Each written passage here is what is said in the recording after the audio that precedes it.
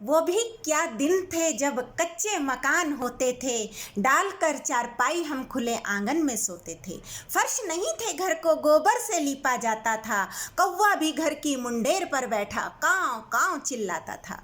पानी भरने लल्लाएं जलधारा तक जाती थी, सिर पर गागर मृदुल जल की घर के भीतर लाती थी। सिर पर गागर मृदुल जल की घर के भीतर लाती थी। आंगन में गौरैया और चिड़िया खूब शोर मचाती थी, फुदक फुदक कर डाली डाली सारे फल खा जाती थी। घर की खिड़कियों और आलों में घोंसले जतन से बनाती थी, लाकर दाना तुनका अपने बच्चों को खिलाती थी। इस छोर से उस छोर तक हम भागते फिरते थे, कभी हंसते गलबैयां डाले, कभी लड़ते और झगड़ते थे। खूंटे से बंधी गैया जोर जोर रंभाती थी, घास और पानी की चाह में मुझको पास बुलाती थी।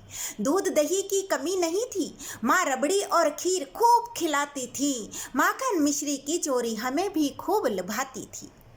तपती दोपहरी में आकर डाकिया कोई खत जब पकड़ा जाता था, पढ़कर खत दिल को कितना सुकून आ जाता था। शाम ढले तक जल्दी जल्दी सारे काम निपटाते थे, तब आंगन में ही सखी चूल्हा जलाया जाता था। चूल्हे की गर्मा गर्म रोटी का स्वाद बहुत ही भाता था, भरपेट खाकर चटनी रोटी भी मन तृप्ति से भर जाता था।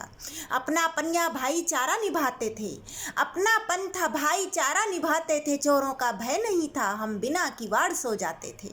बड़ों का मान खूब होता था, बड़ों का मान खूब होता था। बच्चे स्नेह को नहीं तरसते थे, हम कितना उधम मचाते थे सखी, कितना रोते और हंसते थे।